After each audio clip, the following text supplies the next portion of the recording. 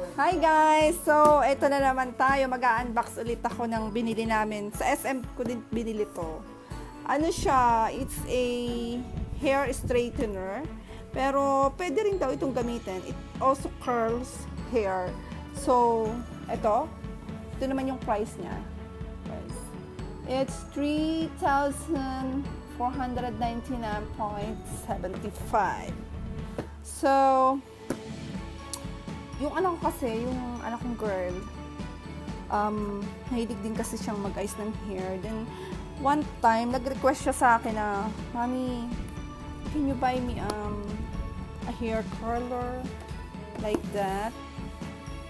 I want to curl my hair. Sabi ko, sige na, I will buy you one. And then, kung natatandaan nyo guys, noong bumili kami ng hair trimmer, binili ko din to. So let's unbox na. So, ito ang itsura niya, guys. Yan. Medyo, nung una, medyo namahalan ako kasi sabi ko, kailangan ko ba talagang bumili nito? Kasi since magbe-birthday na yung anak ko, birthday niya tomorrow, so naisipan ko, bumili na rin kasi para sa kanya din naman to magagamit din naman niya to. So, ito siya. I don't know where's the manual. Yon, may manual ito. Ito na siya. And then, ganito pa. So, ito siya mismo. Sabi nung nag-assist sa amin, ito din yung ginagamit sa mga David Salon, ganyan. So, kaya pala sobrang mahal niya. Mukhang okay, mukhang maganda naman talaga siya. Ito. Let's see the different parts of this. And I am also excited to use this. Kasi sabi nung nag-assist sa amin, may lalagyan kasi ng tubig to. So, pwede siyang gamitin sa medyo wet hair. Hindi naman yung talagang sobrang basang-basa na hair. So, pag ginamit mo siya sa medyo wet hair, maganda siya, makintab yung hair pag na-plancha. Ito, may mga butas-butas dito sa gitna and nag-steam siya. Kasi nga, may tubig dito. So, let's see kung okay siyang gamitin. Tomorrow, sana, I'm planning to use on Monday pala. To try it. I'm planning to try it. So, ito guys yung pinaka-manual niya. Let's see. Yan. So, it's a Steam Pro hair straightener. It's a professional vapor infusion iron. Medyo marami nga lang. Maglalagay ka pa ng water, pero let's try. It straightens and at the same time it curls like a pro for the silky soft touch salon finish. So, ito daw, pakita natin. Yung mga different parts. So, ito, it's swivel daw. It's 360 swivel cord. So, kahit umikot siya, pumulupot siya, hindi magko-curl yung kanyang cord kasi it's 360 degrees na umiikot. And then, the plate locking is here. So, this one, the plate locking.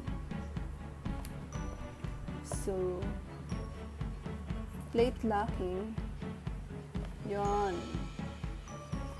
Ito daw, pinipress dito. Ito guys, yung plate locking, yun o. Nakiklik din siya. Once na, yun. Did you hear the sound? So, that's the plate locking. That's the different parts of this straightening.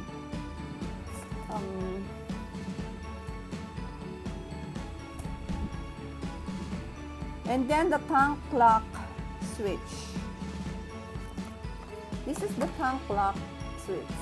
So, pag Ito naman, yung tank lock. Pag click mo dito, then this tank, water tank. Oh my gosh. There's a water tank in here. May tank dito. And then,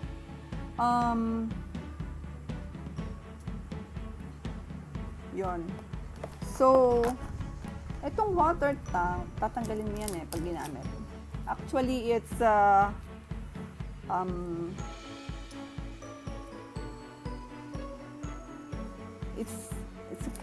it's a plastic.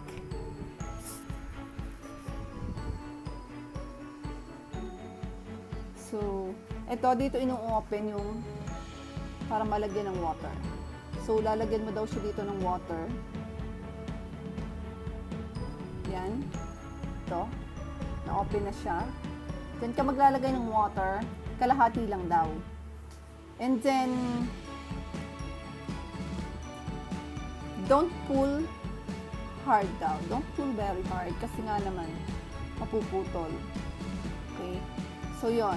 So, pag may laman na, half lang daw ang ilalagay ng water. And then, syempre, ibabalik na natin yung pinaka-rubber cup niya. So, and then, hook again in here. Let's hook it again. Here. So, ito, may mga butas yan. So, i-hook mo agad dito. And then, ito.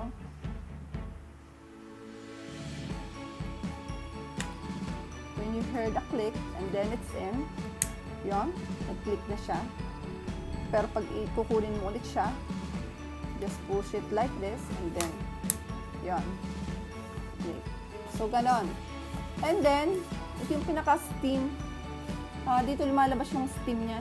May mga butas-butas siya. So, next is the temperature lock system. Meron ditong temperature lock. So, pag sinaksak mo siya,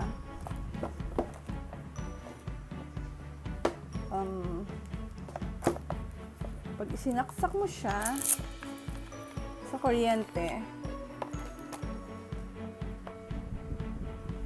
ayan, there is an on and off here. Where's the on and off? Here. Inside. The power on, here. The power on, the power off. Then, merong temperature dito. Gauge. So, off. Pag patataasin mo yung temperature, tapos down, merong negative at saka plus na ipipindutin dito. Then, ang highest temperature niya is 235 degrees. Yung pinakamababa naman is 150 degrees. Daddy, where's the plug-in? Can I have it? I will just testing this. So, and there is the tourmaline ceramic plate. Then, ang mga tip, ito, it's a heat-proof tip. So yon, let's testing na. I will plug it in sa kuryente kung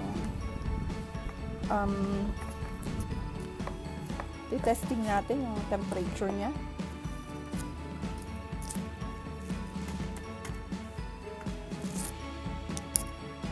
So yun guys, naka-plug in na siya. Oops, nahila. Naka-plug in na siya sa kuryente. And then, ito, yung on and off, makikita nyo. Yun. I will turn this on. Ayan. May ilaw na siya. So, ibig sabihin, gumagana na yung kuryente, nag-charge na siya, and it's starting to heat. So, umiinit na siya. Then, let's check the settings kung gaano kataas ang temperature. This is the negative. Ayun. So, Pag kinlik mo siya, mag-a-appear yung temperature. O, yun ang pinakamababa, 150. So, pag dito, yung negative and plus button. So, pag dito, yung plus, so tataas siya. Tataas yung green, o. Yun, o. O, yun. Yun ang pinakasagad niya. Yung 235. So, ayun. Yan. Green. Yan. Baba, baba, baba. Ayan. Then, taas, taas, taas. Yan. Yun yung mga temperature na pagpipilian. So, kung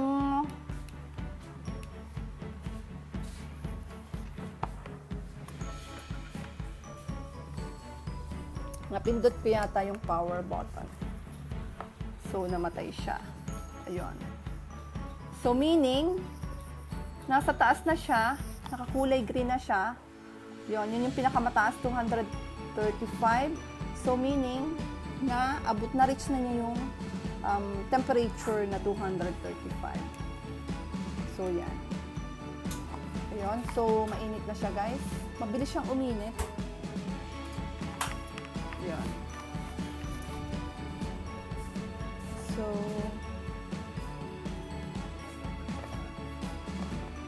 we will try this later. In-unbox ko nga lang siya. Pero, you know, kahit hawakan mo siya dito, medyo warm, pero di naman siya nakakapasok. So, pwede siyang gamitin ng dry ang hair and then pwede rin ng wet ang hair. So, sana matibay siya and worth namang gamitin kasi it's a bit expensive talaga. So, I'm hoping na okay naman siya. And then, ito. Yan. Medyo mainit na siya. So, na-reach na niya yung level ng temperature. So, nakastop na siya sa 190 degrees. So, meaning, 190 degrees na yung init ng iron natin. Straightening iron natin.